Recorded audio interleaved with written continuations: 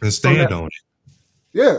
I mean, not only just stand on it, but make an example of this situation because of the fact that, like the Harvey Weinsteins of the world and R. Kellys and whoever names that you want to bring up, it only became okay and it only became a culture because of how many people stayed silent about it. So again, all this stuff that's being spoken about with Lizzo is alleged. But at the same token, you don't know how long people have been holding on to this and how much stuff, how much crazier and how much more outlandish it's gotten solely because people are willing to wait it out. I'll do it this time. I'll take Yeah. part in it this. I'll exchange this time. And sometimes it's just like, yo, you got to nip that thing in the bud the moment that it happened. Nah, I'm not doing that. Hey, this will be my last tour. I'm not good with that. Yeah. Yeah. And that's just integrity, you know. I'm finna jump off the I'm finna jump off the case. It's just a lot to read, dude, man. It is very, very, and I'm not laughing, you know what I'm saying, to be, a butthole at Insensitive. you, but it's just crazy how detailed of the stories that they go into, and going into back rooms with somebody named Chanta, and all this and that, and dude, it is so detailed. um One thing I do want to point out on page 5 is that they call this factual allegations. So I'm finna jump off yeah. You see how you got Factual. this that look. Fact, that sounds like a logical fallacy, a factual allegation, meaning that something It's in either it's black a and white fact or right it's an here on page allegation. It 5. can't be both. On page 5, they called it a factual What is the allegations. page five of what the case? Page 5 of the case. All right, I'm going to bring up the case for you guys real quick. Hold on a second. And we're going to scroll to that very specific thing. So All right, so here's the website, deadline.com, and it has the actual case posted so that you guys can see it. So we're going to scroll down to page 5.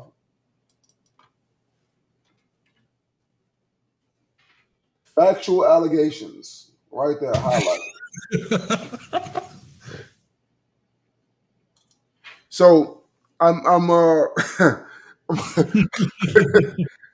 little perplexed because a fact is usually something that you can prove, and the allegation is something that you're being accused of. If it's an accusation, then you have to do the fact finding mission, and if it's a fact, that means that it's already been proven to be so. So that terminology again, that's not important. That's not important. Like, let's it's move not, but I just thought that was, uh, that why would they put that anyway? on. Anyway, So I kind of want to get into the article, if you want to go down that lane. so we're gonna pull up the Vulture article. Yeah. All right, I'm going to pull up this article from the Vulture. Make sure to give credit to the author, please. I always want to make sure these people get the proper just due because I understand how hard it is to come up with these articles. So we go right there. All right, take off. All right, so this is an article on Vulture by Terhaka Love. Okay, he's written for MTV News, all types of other companies, New York, so on and so forth. He had a YouTube channel as well. I don't know if it's still there, but he definitely had one, um, called Free Cable. So the one thing that I want to start off right at the very top, the name of the article is "How to Talk About Lizzo's New Lawsuit." You want to take control of that one? All right, so for those who don't know, I love law. And because of the fact I love law, I'm very analytical when it comes down to the things that I read. I also love religion. And these things sometimes tie hand in hand because interpretation is everything in both law and in religion. So what happens that immediately first thing that steps into my mind when an article comes up is how to talk about the Lizzo case. What that means to me is leading you down the path to where it's trying to get you to take a side. So immediately when I read this, I think tabloid. I think that it is trying to get you into a place where it's conditioning you to think without using critical thinking. So one thing I will always say, and again, this is no disrespect to the author. What it is that he did his job because he caught my attention, he caught my brother's attention. So clearly he did his job.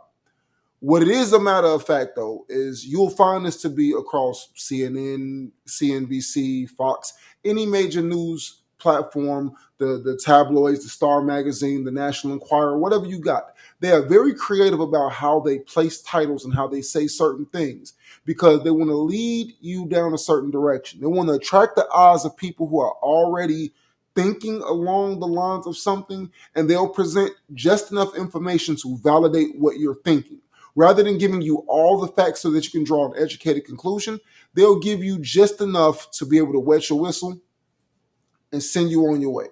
So therefore, those people who are already assuming that she is guilty, I got enough in this article to assume that she's guilty. For those who think that she's innocent already, who just love Lizzo and they don't want to hear anything negative about her name, they're already going to try and go to an article like this because it validates in the title what you want to hear. I already know that this is pro Lizzo before I even start reading the article. So just be aware of these things. If you are somebody who cares about facts and care about understanding and deductive reasoning, read everything.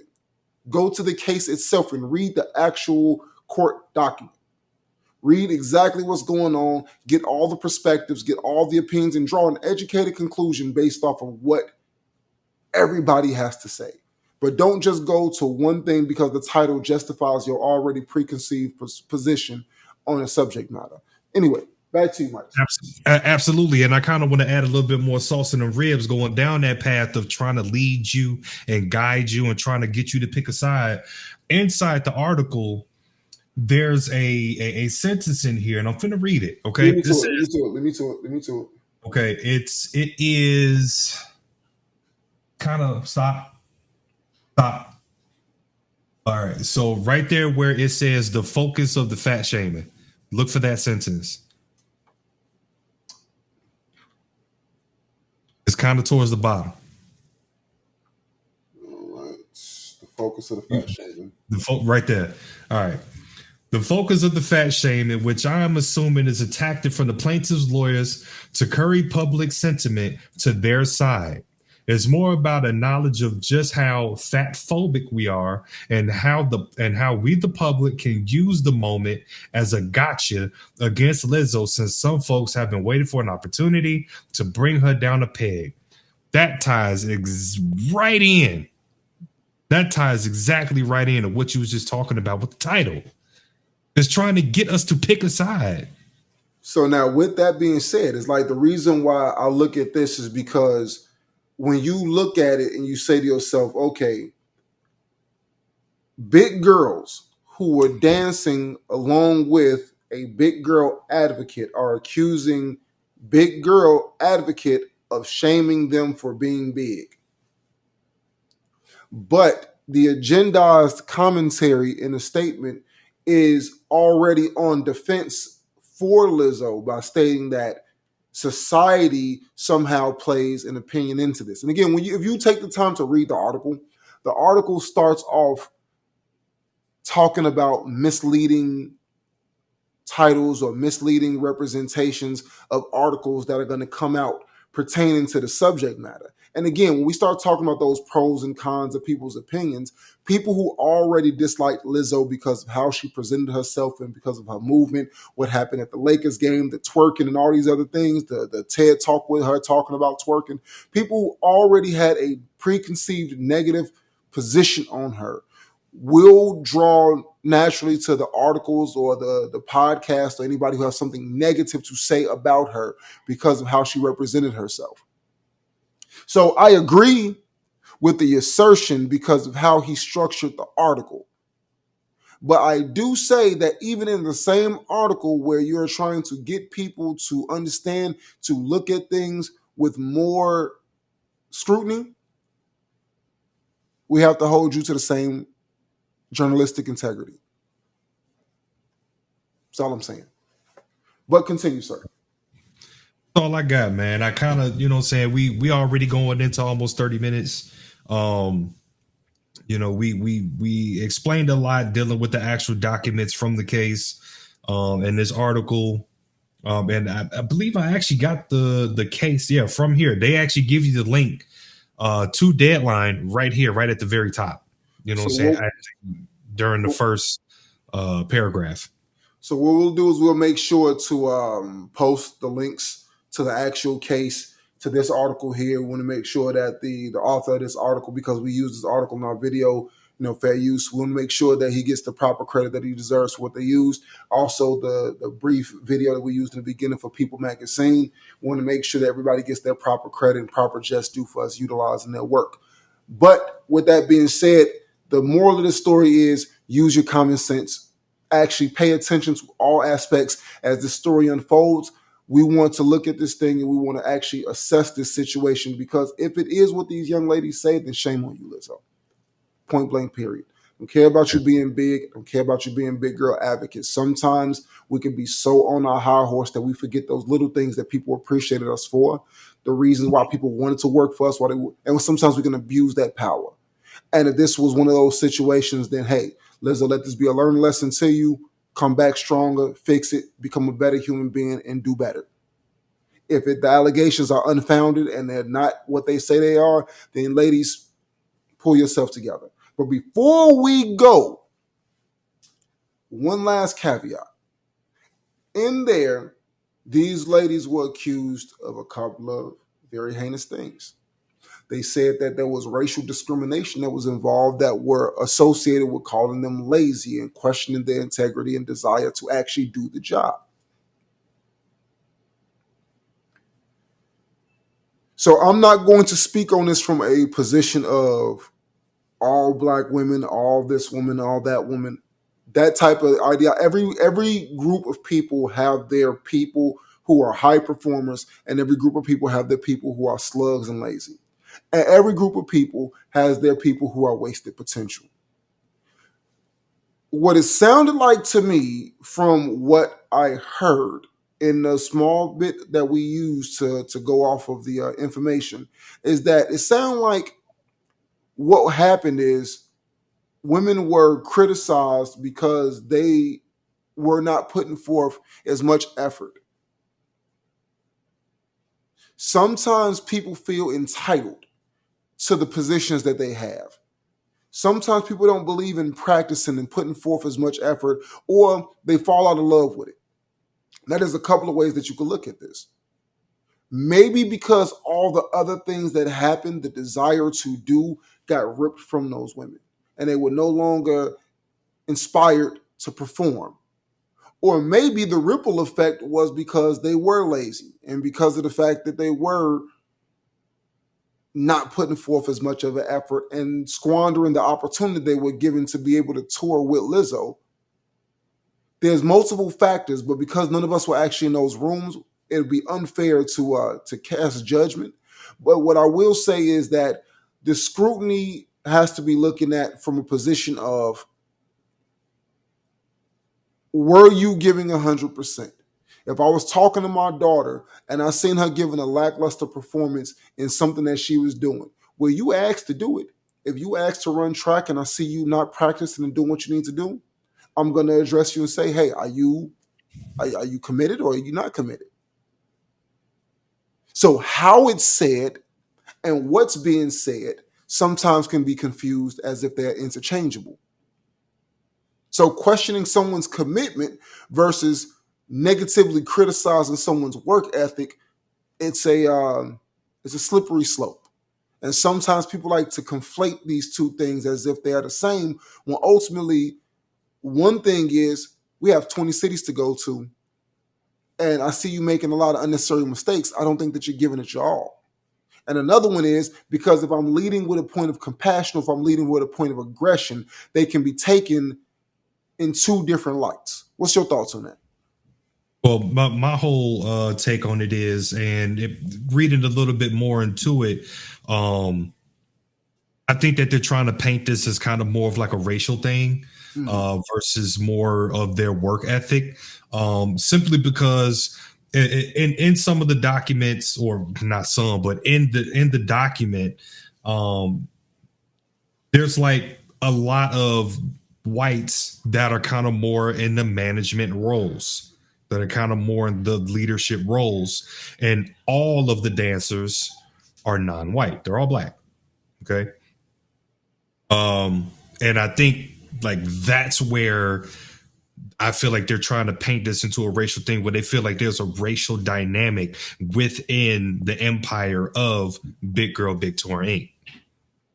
You know what I'm saying? So I kind of feel that's the lane that they're trying to go down, with people already, well, us already having the stigma that we're lazy, we're not hardworking, we're always late.